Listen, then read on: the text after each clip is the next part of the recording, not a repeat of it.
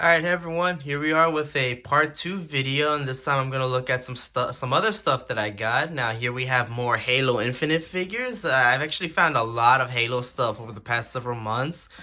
Sadly, as I believe the back of the box, oh no, not this one. I think it's the Grunt Mule, which, by the way, really cool design. We'll get into it as soon as we open it up, but I was not able to find Fred or the Elite Ultra. Those were two characters that are the two figures that I really wanted to try and find, but so far I haven't seen them in my stores yet, or and if they're there, maybe I just missed out on them. But either way, we're gonna go ahead and just look at these. And in the back we have the talking Yoda, and this is actually from Disney World. I took a trip with my family a couple weeks ago, and so this is one of the things I picked up. But yeah, let's just go ahead and get right into the video. So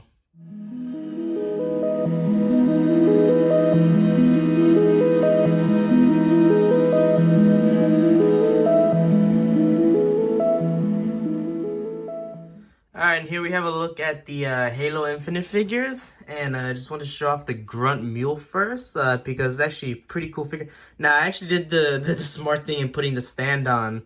For anyone who doesn't realize, last video I tried to put a lot of those the other three figures up, and they kept falling over. So I finally realized, oh yeah, they come with stands. Maybe I should use that. But the grunt actually is able to stand on his own pretty well, but you know, just in case. Now, one thing is that when I took him out, the torso piece actually came off. So, you know, I don't know if that's gonna be everyone's, but just be aware that there'll be some quality control. With that being said, the articulation is pretty decent. A lot of the joints are fairly loose, except for this. The foot is really tight on there, so I can't really move it. So he's kind of stuck in this sort of walking forward position, but you know, I guess it all works out. The cool thing is that they actually fixed the joint on the hands. I remember on the original Grunt, it went up and down for some reason, but here it actually goes side to side, which I think just looks better. And he comes with the what's this called? The Disruptor. That's right. Pretty cool weapon in my opinion. Pretty effective, mostly in campaign. But I remember the Grunt Mules are usually the ones that are carrying it, so I figured it made sense if he hold this. Obviously, you know, no Grunt ever holds a stock rifle, which. So if anyone doesn't realize, this Grunt variant in the game carries extra weapons on this giant backpack, and that's how he's able, and you know, that's kind of what he's used for.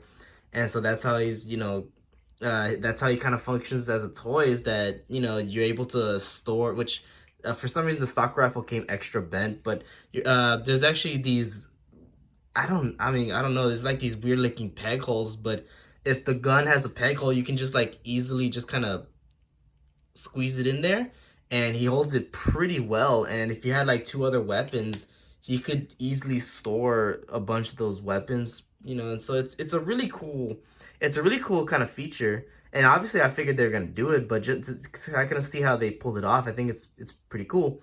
But moving on to the Jackal, I believe the Jackal Raider is what it's called.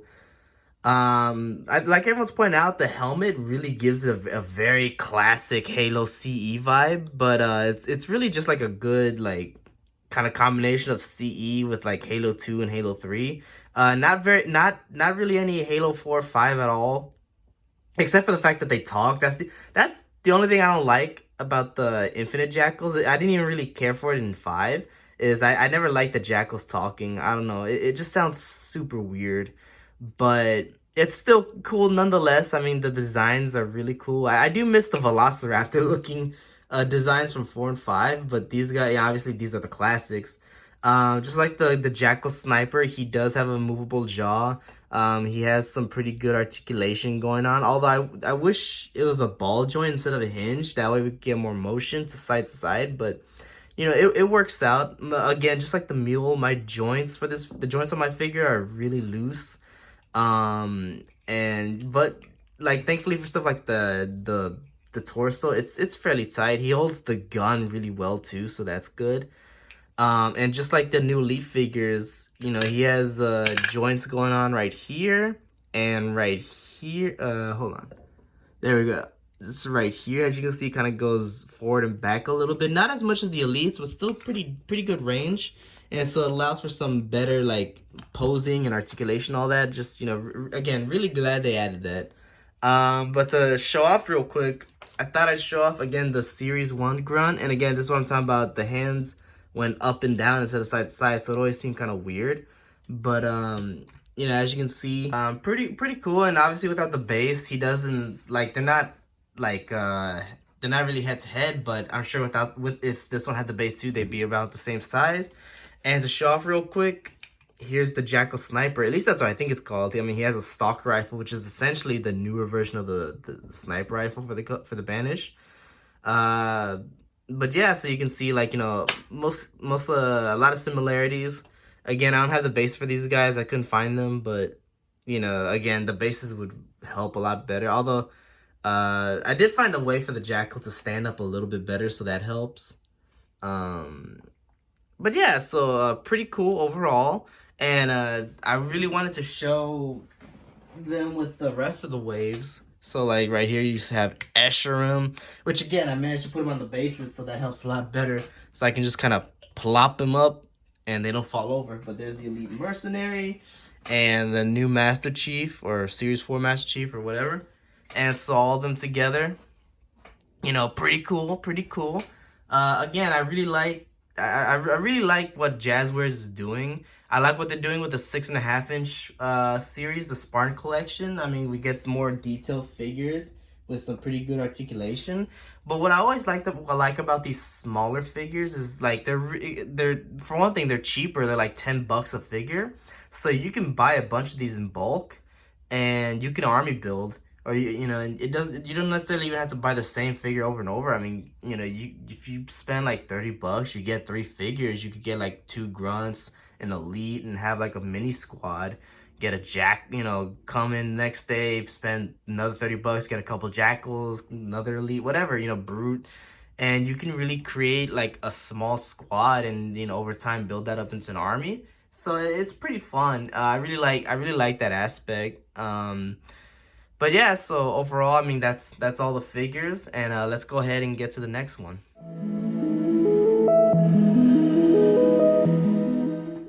All right, and here we have the Yoda, the talking Yoda figure from Disney World, and just like some first impressions, it's definitely a fun little novelty figure. Nothing too crazy, but it's still fun to play around with and mess around with. As you can see, the cloth, the outer cloth, is made out of a very flexible rubber, and same as the head, very malleable. Because that's where the electronic is, and then the arms and the leg, and basically like the rest of the body that's inside, is all just hard plastic. And when you buy it when you get it in the box, it's on try me mode. But what you do is you just lift up his robe back here until you see the lever, and I have it on off. But if you press number 1, that's the mode where you could just press the button and he talks. I am wondering, why are you here? How do I get? Yes.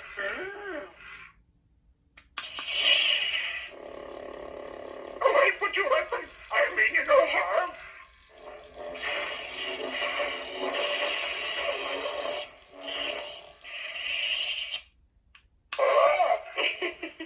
Great warrior. Jedi Master. Yoda. You seek Yoda. Like this you make. But I shall open your eyes. All right. So there's just some of the phrases. I think he comes with 20 phrases.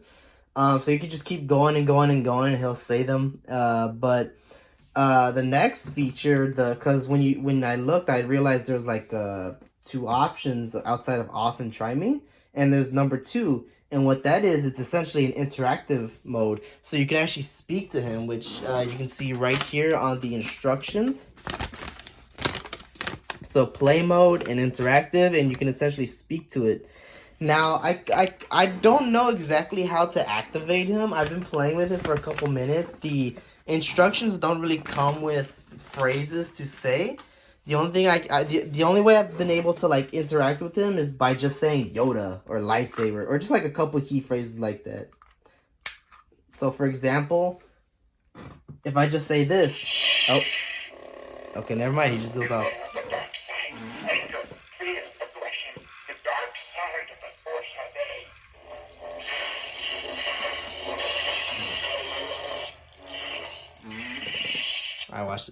Hello?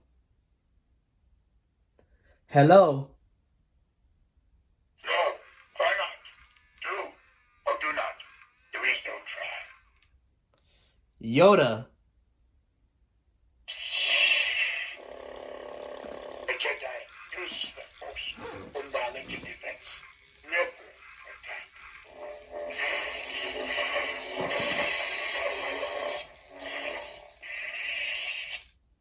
Lightsaber.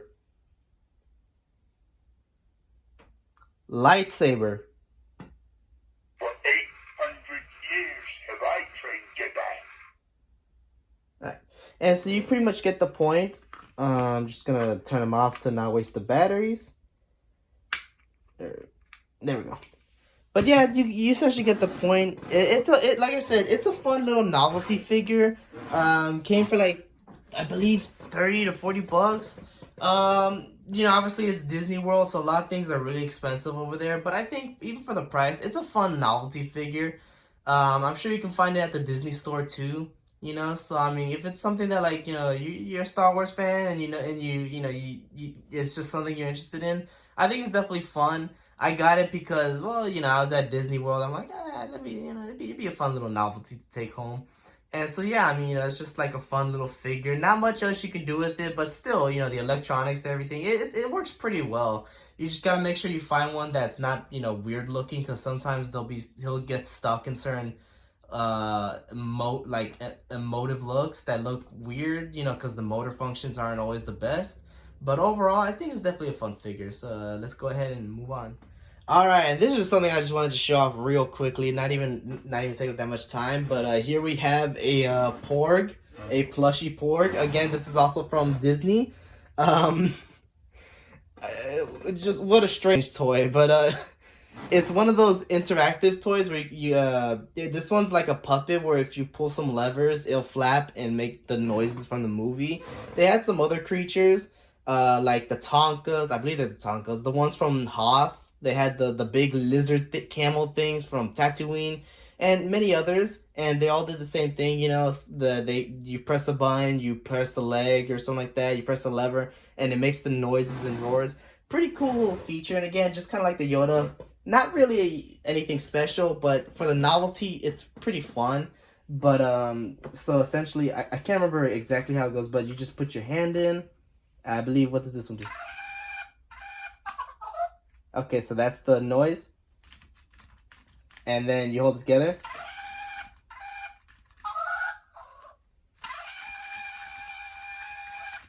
And as you can see, it makes the same annoying noises that they make in the movie. That's kind of mostly why I got it. It was just a very goofy little creatures in the movie that like I know a lot of people hated, but I don't know. I loved it for how stupid they were, and I don't know. I love how annoying it sounds. So, I don't know. This thing cost a lot too. This was like, it's not gonna be worth it for a lot of people, but for me, it was really funny. So I got it. But yeah, like I said, there's nothing really to say about this. It's simple, it's silly, but it's kind of fun. So, anyways, let's move on.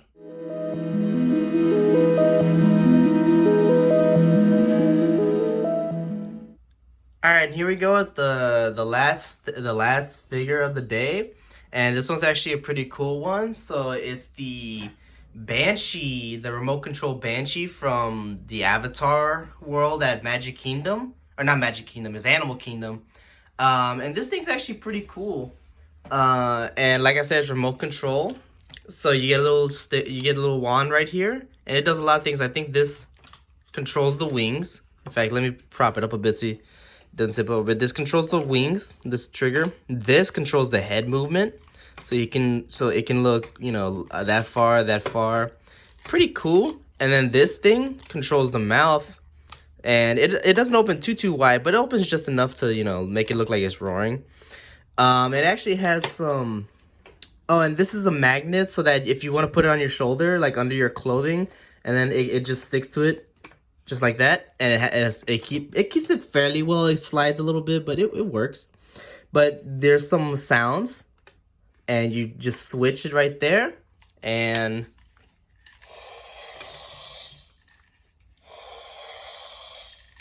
I don't know how well you can hear that, but there's that.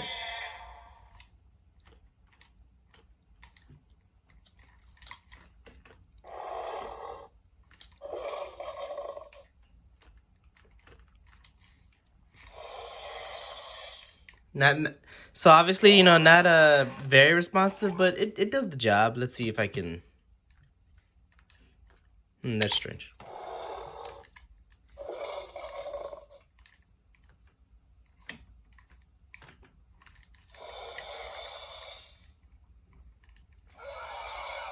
There you go. So you can just like move it around, and it makes all kinds of noises, and it'll make noises, its own noises sporadically throughout. But you know, you can like trigger it with like the roaring and all that stuff. You know, so pretty cool. It's a pretty cool little novelty figure. And it also comes like a little clip on for the belt, so if you want to put on your belt, and you can put the remote control on there, and it, I think it's supposed to hold it fairly well. And getting this was pretty fun. I gotta say, at least as far as like Animal Kingdom, and like I think Disney World in general too, but like especially with Animal Kingdom with the Avatar stuff, they went all out with kind of like trying to, you know, keep the illusion, so to say. Because when I went to go get this, there's actually a lady there, and she made me say an oath, and you know all that stuff. Like you know, I forgot exactly the words because some of it was like they were trying to like replicate the Navi language from the Avatar movie, but I don't know. It's like I was both kind of like this is really fun, but also like you know I'm just kind of like she's all like you know at that blah, blah, blah, blah, blah, blah, or whatever, and I'm just like yeah whatever she said, just like mumbling the words. I'm like it's really cool that they go out of their way to like you know yeah even if you know it's part of the job whatever. It's really cool that they go out of their way to like you know kind of keep that illusion, you know, to keep that you know experience. But it's also like, but it's like, all right, I'm just trying to get a toy here. But regardless, it was still, I really enjoyed that. And I thought that was like one of the fun parts about the Avatar experience. I mean, oh my God, the line was so long. I think we got there like early, like at 8 a.m. and the line was like 3 hours long or something like that. Or I don't know, probably two. I don't know. It was a long line, but man, it was the ride was fun. It was a great experience, and then you know going through the gift shop and getting this was pretty fun too. Obviously, I have the green and yellow, you know, but they have multiple colors. The only thing is that like that might turn some people off is the price. This cost me like $70, I think. And to many people, it might not seem worth it because you know, other than like you know the three function that it does, the wings, the head turning, and the mouth opening, to some people it might not seem that worth it, but you know for again for a novelty figure. And I mean I think you know despite some of the electronics not working fully, I mean it's still well made. I mean the paint's pretty good. The rubber feels nice, and you know it's very rubbery, but it does feel sturdy enough that you don't have to worry about it breaking, you know. And overall, like it's still well put together. It's a pretty cool, you know, little figure. It's just, you know, if you're into that kind of stuff, you know, because as a kid, I always wanted like the Roboraptors, and even like a couple years ago, they had that Jurassic World blue figure that like could, like you could actually train as like a legit pet and stuff like that. Is like really cool, but you know, and you know, like they're always expensive, you know, and this one's no different, you know. Like I said, 70 to 80 bucks. So it all just depends on you know whether you really want this, and if you like that world, and if you like that experience, and you know stuff like that. But like overall, I think this is cool, and yeah, just you know get a decent look at it. You know, it's pretty cool. You know, and I think from what I remember, it does look like the monster from the movie or the creature from the movie. So you know, overall, I mean, you know, really cool figure. Obviously, the only way to get it is through. Well, actually, you can get it from the Disney store online, but all the other ways to get it through the gift shop from the Avatar. But like I said, pretty fun. But yeah, that's about it. So let's go ahead and move on. All right, so sorry about the clutter here. There is a lot going on, not just with the stuff we've looked at, but also just you know a lot of my stuff on my desk. But either way, you know, I thought I'd put everything together since this I kind of made this a part one, part two. You know, I thought I'd put everything together just for the sake of it. But anyways, thank y'all for watching these videos. Again, I really appreciate it. You know, I just you know I hope everyone that watched these that y'all get something out of this. Y'all get some kind of enjoyment or just something new or interesting to think about. But regardless, like I said, I appreciate it. And just remember, I have an art Instagram page, Giovanni Arts and Collectibles. I post some stuff there. I haven't been posting a lot lately, but I hope to like change that. Regardless, appreciate if you look at that too. And yeah, just have a great day and bye.